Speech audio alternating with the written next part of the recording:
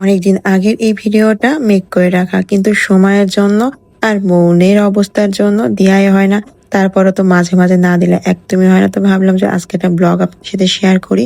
আসসালামু আলাইকুম, কেমন আছেন সবাই? আশা করি সবাই খুব ভালো আছে। সকালে খালি পেটে ওষুধটা খেয়ে একটা জুস বানিয়ে খেয়ে নিই, আর তারপরে মনে হয় একটু দুধ চা খাই, একটু পাউরুটি বা পরোটা দিয়ে কিছু খাই। কিন্তু ওই যে আমাদের অভ্যাস, যতই ডায়েটিং থাকো এইসব খেয়ে আবার মোটা হয়ে যায়। তো তারপর একটু নাস্তা করে একটু বাবুকে নিয়ে একটু বাইরে বের হয়েছিলাম, যেহেতু ভিডিওটা বললাম না বেশ অনেক দিনে, তখন আমার বাবুর মাথার চুলগুলো কিন্তু বেশ ছোট ছোট। 3 মিনিটের একটা ভিডিও আপনাদের সাথে শেয়ার করি, হয়তো 4 মিনিট কোনো কোনো সময় হয়ে যায়, কিন্তু এটাই তো আমাদের লাইফ না, ঠিক না? মানে 4 মিনিটের কি লাইফ? আমাদের 24 ঘন্টার একটা লাইফ, সেটাকে আপনারা 4 মিনিটের একটা লাইফ করে মানে ভাবেন যে মানুষ মনে হয় এমনই থাকে। মানে মানুষ যেটা দেখায় সেটাতেই আপনারা মানে খুব সুখ দেখালে আপনারা দুঃখ পান, আর দুঃখ কিছু দেখালে তো আপনারা অনেক বেশি সুখ পান। মানুষকে এখন দেখাতেও কিছু ভয় লাগে, কারণ কি জানেন তো?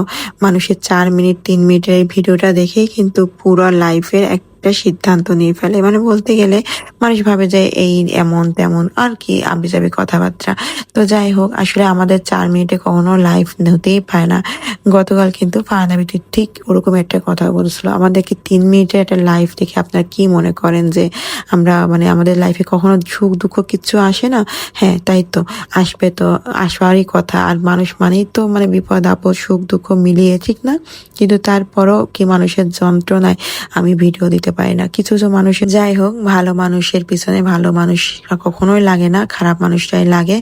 তো আজকে আমার রান্নার এই ছবিটা দেখে হয়তো বা বুঝতে পারবেন যে এটা আমি অনেক আগে একটা ছবি আপলোড করছিলাম, কিন্তু ভিডিওটা আজকে আপনার সাথে শেয়ার করব।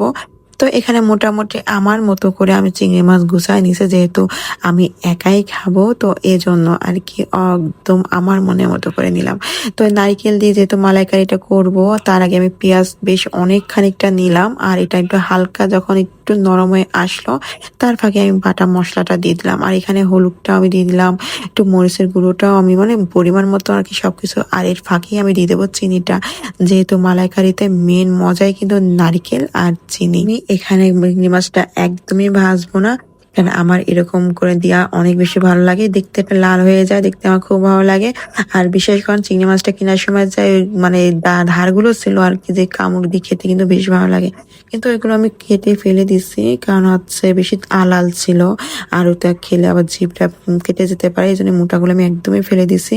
আর পাতলাগুলো আমি নিছি, এগুলো দিয়ে ভাত দিয়ে খেতে যা একটা মজা লাগে। আর এমনিতে আমার এইসব জিনিসের প্রতি এতটাই ঝোঁক, আর আমার একদমই ঝোঁক করা উচিত না, কারণ আমার প্রচুর অ্যালার্জি। কিন্তু তারপর ওই জিনিসটাতে কেন আমার অ্যালার্জি হলো বলেন তো? যদি না হতো তাতে মনে হয় প্রতিদিন খেতাম, প্রতিদিনই খেতাম। কিন্তু না, অ্যালার্জি হয়ে আমার এই জিনিসটা একদমই খাওয়া অফ করে দিচ্ছে। আমার ওই সপ্তাহে কিংবা মাসে খুব হিসাব করে আমাকে খেতে হয়। তো এখানে আমি কাঁচামরিচটা দিয়ে দেব, আর একটু কিন্তু প্রায় হয়ে গেছে, আর একটু পানি দেব। আর একটা সমস্যা হয়ে গেছিল, রান্নার ফাঁকে আমার একটা ফোন আসছিল, আর যেটার জন্য আমি দৌড়ে গিয়ে আমার রান্নাটা একটু পুড়ে গেছে। তো তারপর চিংড়ি মাছ বলে কি কথা, খেতে কিন্তু ভীষণ মজা হয়েছে। সব ভালো থাকবেন, সুস্থ থাকবেন, আল্লাহ হাফেজ।